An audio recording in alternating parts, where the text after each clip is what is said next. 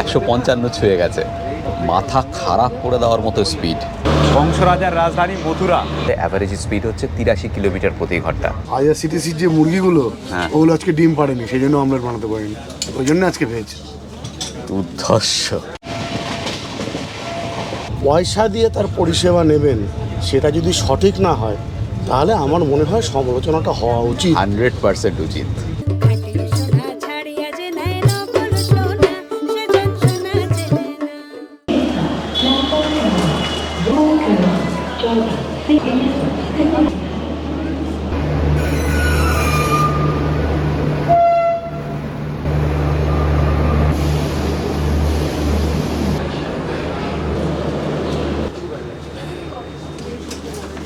এখন বাজে সকাল 6:45, আজকে 9 তারিখ, 9 মার্চ 2023।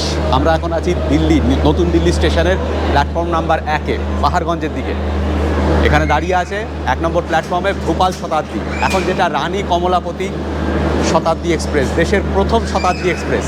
আর এই ট্রেনে করে আজকে আমরা যাচ্ছি ঝাঁসি, যে স্টেশনের এখনকার নাম বীরাঙ্গনা লক্ষ্মীবাই স্টেশন। এখান থেকে 410 কিলোমিটার পথ, 6টার সময় ট্রেন ছাড়বে আর পৌঁছাবে হচ্ছে 10:45। 4.5 ঘন্টায় ট্রেনটা পাড়ি দেবে 410 কিলোমিটার পথ।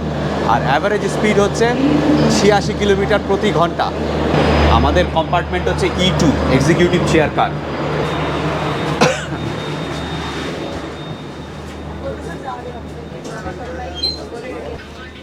ব্যবস্থা কিন্তু ভালো, হ্যাঁ, কিন্তু কোচটা একটু পুরনো। হ্যাঁ, কিন্তু তাতে কি, ব্যবস্থাগুলো ভালো। যথেষ্ট লেগ স্পেস, বিরাট বড়। আমি নর্মাল সিসি মানে চেয়ার কারও দেখাবো আপনাদের। এই ট্রেনের অ্যাভারেজ স্পিড যেটা বললাম 86 কিলোমিটার প্রতি ঘন্টা, 86 থেকে সামান্য বেশি। আর বন্দে ভারতের অ্যাভারেজ স্পিড হচ্ছে জানো কত? 75 কিলোমিটার প্রতি ঘন্টা। মানে এটা বেশি অনেকটাই আর কি, একদম অনেকটাই বেশি। এটা কিন্তু দেশের প্রথম শতাব্দী এক্সপ্রেস। এটা শুরু হয়েছিল 1988 সালে। আচ্ছা, শতাব্দী এক্সপ্রেস কেন শতাব্দী জানিস কি? না অবশ্যই জানি না, বল, এনলাইটেন মি। আচ্ছা, তোমাকে এনলাইটেন করি। হ্যাঁ, এনলাইটেন মি। আমাদের প্রথম প্রধানমন্ত্রী পণ্ডিত জওহরলাল নেহেরুর জন্ম শতবর্ষে 1988 সালে তৎকালীন রেলমন্ত্রী মাধবরাও সিন্ধিয়া কিন্তু এটা চালু করেছিল। মানে 1988 হচ্ছে আমাদের প্রথম প্রধানমন্ত্রীর জন্ম শতবার্ষিকী। মানে উনি জন্মেছিলেন 1888 সালে। আচ্ছা, সেই উপলক্ষে ফার্স্ট এই ট্রেন চালু হয়, সেই জন্য নাম শতাব্দী এক্সপ্রেস। বাহ, জানা গেল এই তথ্যটা, আমারও জানা ছিল না। আপনাদের জানা ছিল তো? কমেন্ট করে জানান। আমরা কিন্তু ভোপাল অবধি যাচ্ছি না, আমরা যাচ্ছি ঝাঁসি অবধি। আর কেন যাচ্ছি? ট্রেনে চড়তে যাচ্ছি।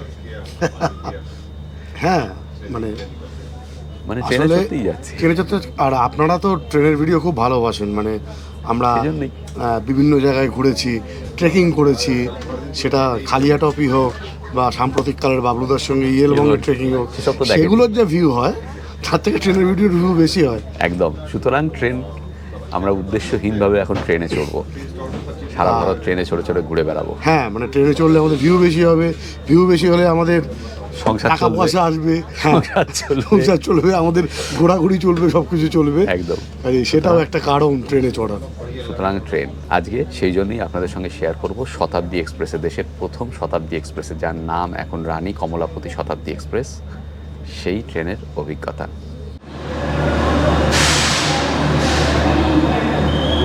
এখন 6:01, ঠিক 6টার সময় ছেড়ে দিল। এখনো আলো ফোটেনি।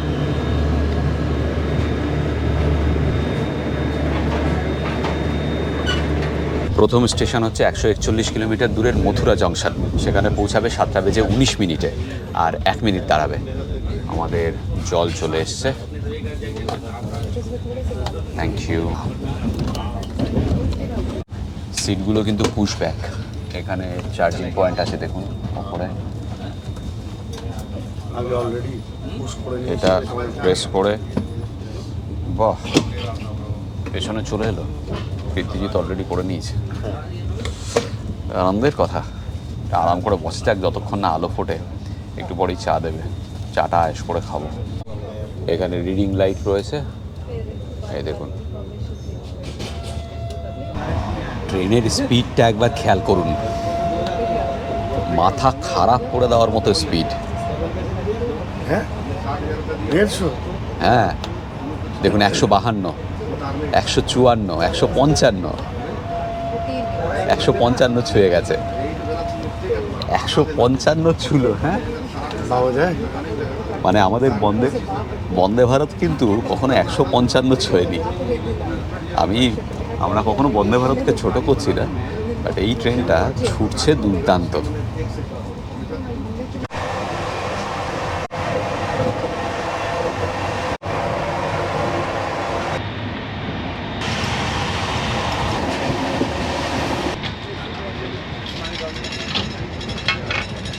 এটা চিনি, আসামের চা, ওটস, ডাইজেস্টিভ মিল্কের প্যাকেট আছে।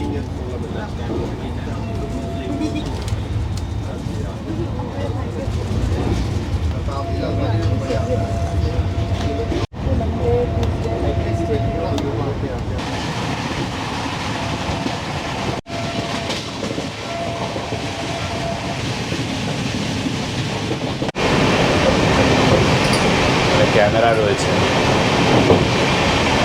আমি এখন আছি C12 কোচে। এই হচ্ছে নর্মাল চেয়ার কার, মাঝখানে আইলের ডান দিকে 3টে সিট আর বাঁদিকে 2টো সিট।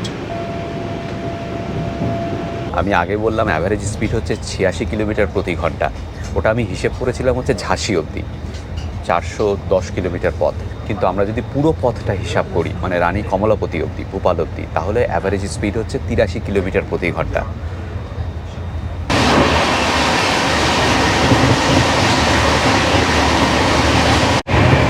আমরা তো নেমে যাব ঝাঁসিতে, মানে বীরাঙ্গনা লক্ষ্মীবাই স্টেশনে। এই ট্রেনটা যাবে কিন্তু ভোপাল অবধি। আসলে ভোপাল ছাড়িয়ে পরের স্টেশন যেটা নিউ ভোপাল, সেখানে স্টেশনের নাম হচ্ছে রানী কমলাপতি স্টেশন, যার আগের নাম ছিল হাবিবগঞ্জ। 2021 সালে নাম চেঞ্জ করে হয় রানী কমলাপতি। এই রানী কমলাপতি স্টেশন কিন্তু দেশের প্রথম প্রাইভেট স্টেশন।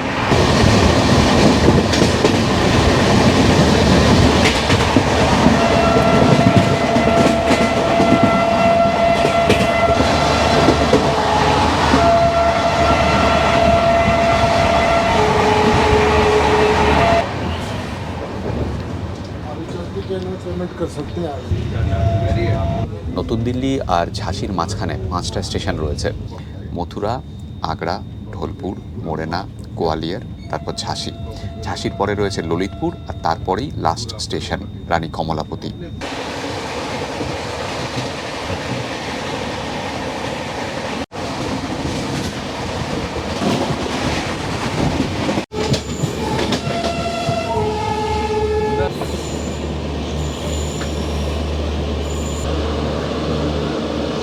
কংসরাজার রাজধানী মথুরা জংশনে ঢুকলো ঠিক 14 মিনিট লেট করে।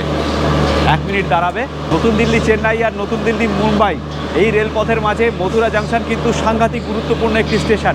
এখানে রয়েছে টোটাল 10টা প্ল্যাটফর্ম আর 21টা ট্র্যাক।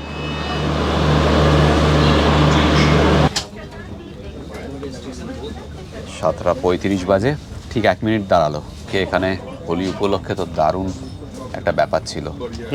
আমাদের খুব ইচ্ছে ছিল যে মথুরাতে এবং বৃন্দাবনে হোলিতে কাটাবো, কিন্তু কোনো কারণে সেটা এবার হলো না। কিন্তু কোনো বছর, হয়তো এর পরের বছর, আমরা চেষ্টা করব হোলিতে মথুরা বৃন্দাবনে থাকার এবং কীরকম ভাইব থাকে সেটা আপনাদের সামনে তুলে ধরার। মথুরার পরের স্টেশন হচ্ছে আগ্রা। এখান থেকে 55 কিলোমিটার, আর সময় লাগবে ওই 30 মিনিট মতো।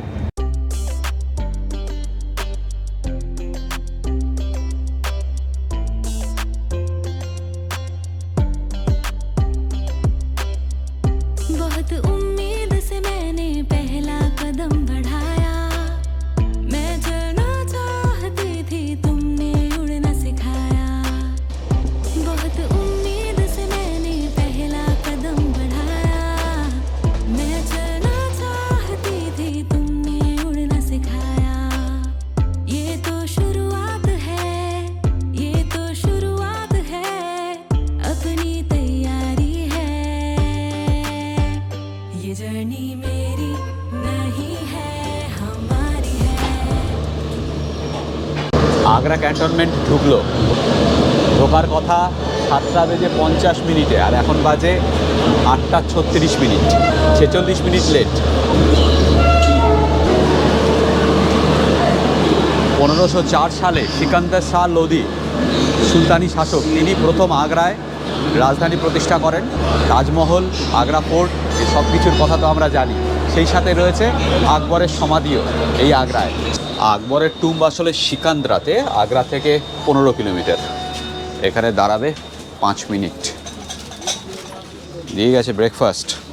ইয়েস, কিন্তু ভেজ। কেন জানি না, ভেজ ভেজ দিয়া। অপশান খালি ভেজ, কিন্তু আমি তো নন ভেজই চুজ করেছিলাম, মানে ওদের কাছে নেই আজকে অপশান। হ্যাঁ, আইআরসিটিসির যে মুরগিগুলো, হ্যাঁ, ওগুলো আজকে ডিম পাড়েনি, সেই জন্য অমলেট বানাতে পারিনি, ওই জন্য আজকে ভেজ। দুর্ধর্ষ। ট্রেন ছেড়ে দিয়েছে 8:42। সেই একই ট্র্যাডিশনাল ব্রেকফাস্ট, দুটো ব্রাউন ব্রেডের স্লাইস, কর্নফ্লেক্স, দুধ দেবে এখানে, আর চায়ের কিট আছে, মানে আরেকবার চা খাওয়াবে। মানে বাটার আছে, তাও আমুল বাটার না, টমেটো কেচাপ। তোমাকে এখানে 3 রকম অপশান দিয়েছে আর কি, মানে মাখন আর এটা হ্যাঁ, দু জ্যাম। পিসে আছে, জ্যাম 2 পিসে আছে। এইটা কি জন্য দিয়েছি? কি টমেটো কেচাপ? হ্যাঁ, কেউ যদি চায় আর কি। পাউরুটি দিয়ে টমেটো কেচাপ মাখিয়ে সে একটা লেভেলের খাদ্য রসিক হবে যে এটা করতে পারবে, যে পাউরুটি দিয়ে ব্রাউন ব্রেড দিয়ে টমেটো কেচাপ মাখিয়ে খায়। তাহলে সেরকম লোক পেলে আমি একবার নমস্কার করবো ভাই, মানে যে যার বুদ্ধিতে এটা বেশ ছক্কার মতো মাখন। মাখিয়ে ফেলো, ছক্কা মাখন। হ্যাঁ, ওইদিকে যে ট্রেনটা, ওটা এখন যাচ্ছে হজরত নিজামুদ্দিন, মানে দিল্লিতে, কিন্তু এলো হচ্ছে জবলপুর থেকে।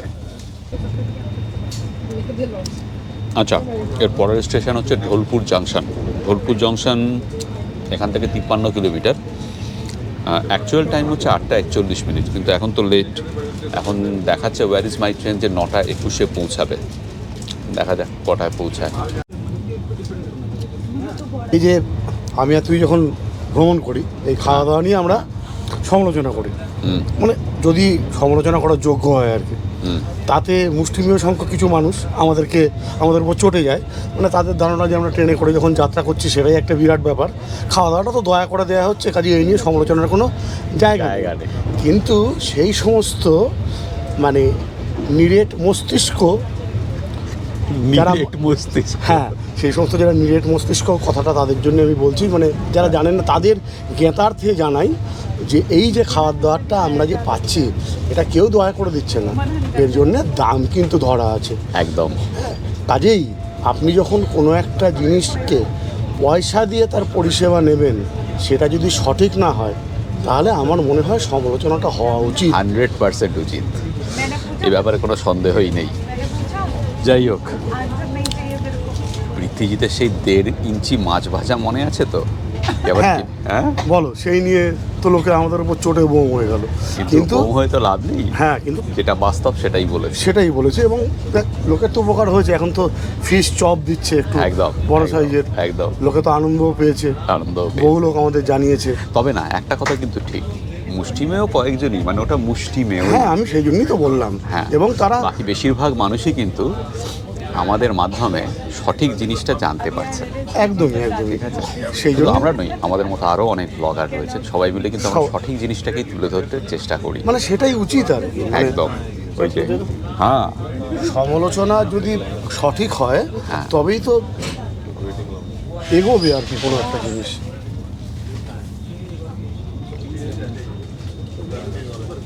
সমালোচনা যদি সঠিক হয়, তাহলে আমার মনে হয় আমরা এগোবো আর কি। একদম একদম। হ্যাঁ, কিন্তু সমালোচনা শুনলে যদি আমি সেটাকে গুরুত্বই না দিই, তাহলে উন্নতিটা হবে কি করে সর্বক্ষেত্রে? না, অনেকে আছে না ইনক্লাইন্ড, যাকে আমরা বলি বায়াস। হ্যাঁ, বায়াস, সেরকম হলে সমস্যা। দুধ দিয়ে কর্নফ্লেক্সটা খাই এবার। আচ্ছা, এই ঢোলপুর জংশন কিন্তু রাজস্থানে। আমরা খানিকক্ষণের জন্য রাজস্থানে ঢুকে যাব। যারা ম্যাপটা খেয়াল করতে পারবেন, আমরা এখন আছি উত্তরপ্রদেশে, তারপর রাজস্থানে ঢুকছি, মানে এই রকম হয়ে ম্যাপটা গেছে। রাজস্থানে ঢুকবো ঢোলপুর, ঢোলপুর থেকে তারপর আবার মধ্যপ্রদেশে ঢুকে যাব। ঢোলপুরের পরে মোরেনা আবার মধ্যপ্রদেশে ঢোলপুরের পরের স্টেশন। মানে পৃথ্বীজিৎ আমরা ছিলাম হচ্ছে দিল্লি এনসিআর, তারপর সেখান থেকে উত্তরপ্রদেশ, তারপর রাজস্থান, তারপর মধ্যপ্রদেশ। মানে 4টে স্টেট অ্যাকচুয়ালি আমরা আজকে ট্রাভেল করছি, বুঝতে হ্যাঁ, পারছো? 4টে স্টেট ছোঁয়া হয়ে গেল আর কি। 4টে স্টেট।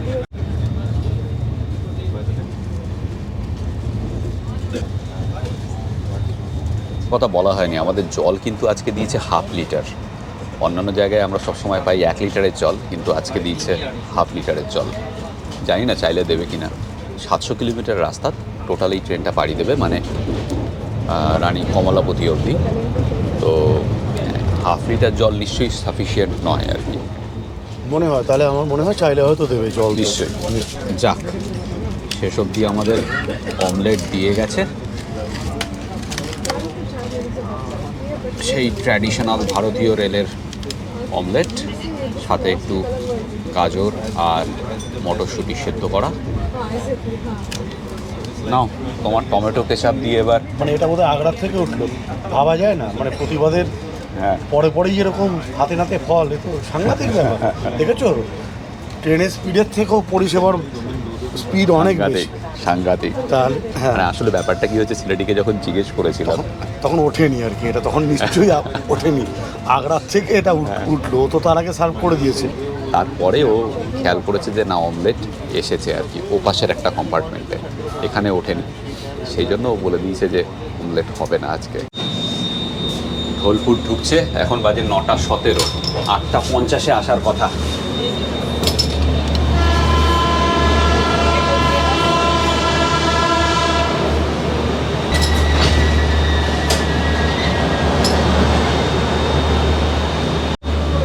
জাস্ট 1 মিনিট দাঁড়ালো, ছেড়ে দিয়েছে আবার এখান থেকে। এখানে কিন্তু সামনেই চম্বল নদী রয়েছে, আর আগে এটা ভরতপুর ডিস্ট্রিক্টে ছিল, তারপর এখন আলাদা ডিস্ট্রিক্ট করা হয়েছে ঢোলপুরকে।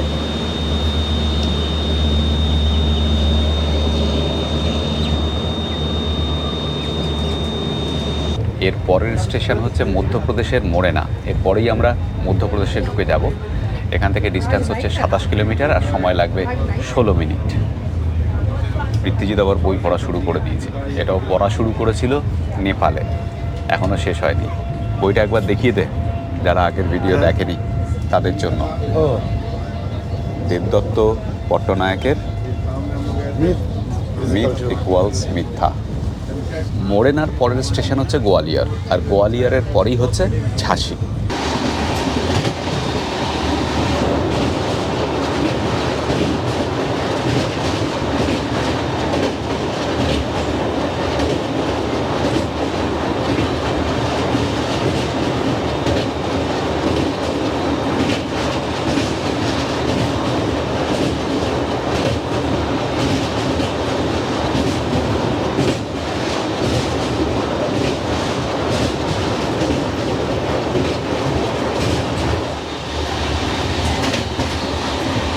এই আমরা চম্বল নদী পেরিয়ে গেলাম, মানে আমরা আবার মধ্যপ্রদেশে ঢুকে গেলাম। এই চম্বল নদী কিন্তু এইখানে রাজস্থান আর মধ্যপ্রদেশের মধ্যেকার বর্ডার। চম্বলের ওপারে হচ্ছে রাজস্থান ছিল, আর এপারে হচ্ছে মধ্যপ্রদেশ।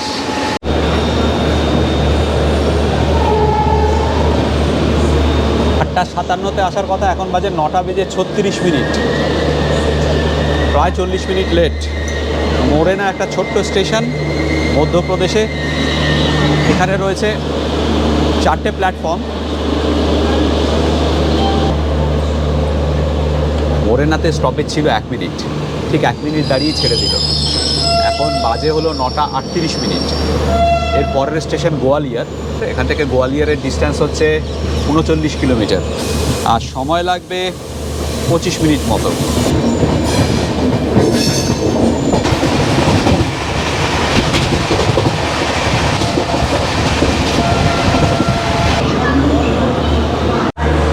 দশটা 4 বাজে গোয়ালিয়র এসে দাঁড়ালো। 16শো শতকে রাজা মান সিং তোমারের তৈরি করা গোয়ালিয়র ফোর্ট তো আছেই, সেই সঙ্গে আরও অনেক গুরুত্বপূর্ণ জায়গা রয়েছে গোয়ালিয়রে। ট্যুরিস্ট অ্যাট্রাকশন গোয়ালিয়রের কিন্তু সাংঘাতিক। সাজবহু টেম্পল, তেলি টেম্পল, 64 যোগিনী টেম্পল, এগুলো কিন্তু গোয়ালিয়রের দারুণ আকর্ষণ। স্বাধীনতার যুদ্ধে গোয়ালিয়রের অবদান সাংঘাতিক। প্রচুর আন্দোলন হয়েছে গোয়ালিয়রে। 1800 শতকে মারাঠাদের দখলে চলে যায় গোয়ালিয়র। 19 শতকে সিন্ধিয়া রাজ শুরু হয়। ভারতের স্বাধীনতা অবধি সিন্ধিয়াদের আন্ডারেই ছিল প্রিন্সলি স্টেট হিসেবে গোয়ালিয়র। তারপর স্বাধীনতার পরে ভারতে যোগ দেয় গোয়ালিয়র। আধুনিক ভারতে গোয়ালিয়রের অবদান অনস্বীকার্য। সিন্ধিয়ারা কিন্তু গোয়ালিয়রের প্রভূত উন্নতি করেছেন। মাধবরাও সিন্ধিয়া এই সিন্ধিয়া বংশেরই সন্তান। তিনিই কিন্তু 1988 সালে এই শতাব্দী এক্সপ্রেস চালু করেছিলেন। 10টা 8 বাজে ছেড়ে দিল।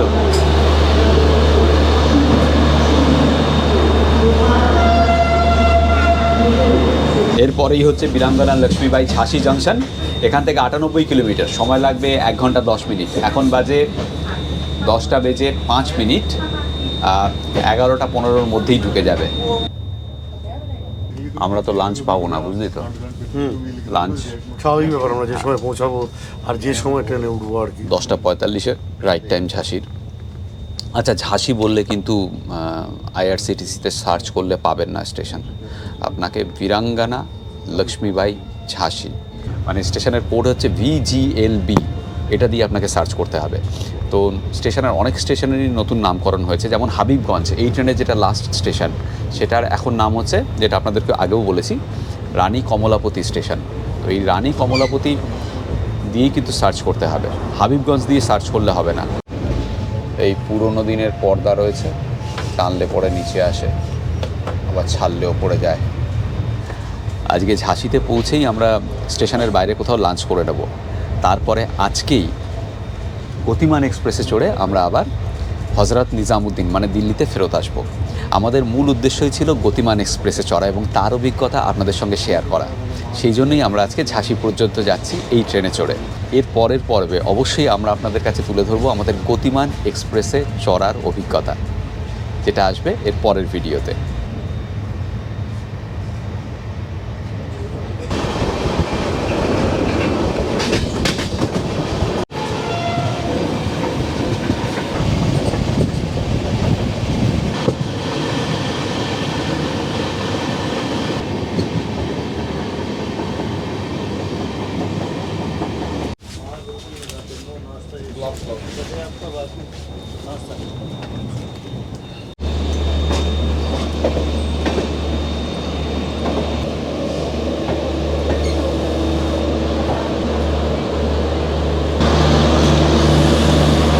চলো, 11টা 20, আসার কথা ছিল 10টা 45-এ, 20 আর 15, মানে 35 মিনিট লেট।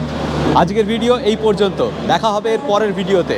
এর পরের ভিডিওতে আপনাদের সামনে তুলে ধরবো আমাদের গতিমান এক্সপ্রেসে চড়ার অভিজ্ঞতা।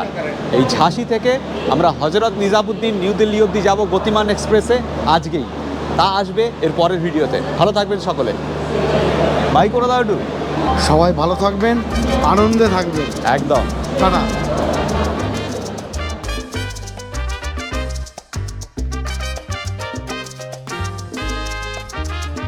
আমি শিবাজি আর আপনারা দেখছেন আমি শিবাজি আর আপনারা দেখছেন আমার চ্যানেল এক্সপ্লোরার শিবাজি, সঙ্গে পৃথ্বীজিৎ। আমরা বিভিন্ন জায়গায় ঘুরে বেড়াচ্ছি আর তার ভিডিও করে এই চ্যানেলে দিচ্ছি। যদি ভিডিওগুলো আপনাদের ভালো লাগে তবে লাইক, শেয়ার এবং সাবস্ক্রাইব অবশ্যই করুন। সাবস্ক্রাইব করার সময় বেল আইকনটা অবশ্যই ক্লিক করবেন, তাতে আমরা যখনই একটা ভিডিও দেবো তার ইনস্ট্যান্ট নোটিফিকেশান আপনাদের কাছে পৌঁছে যাবে।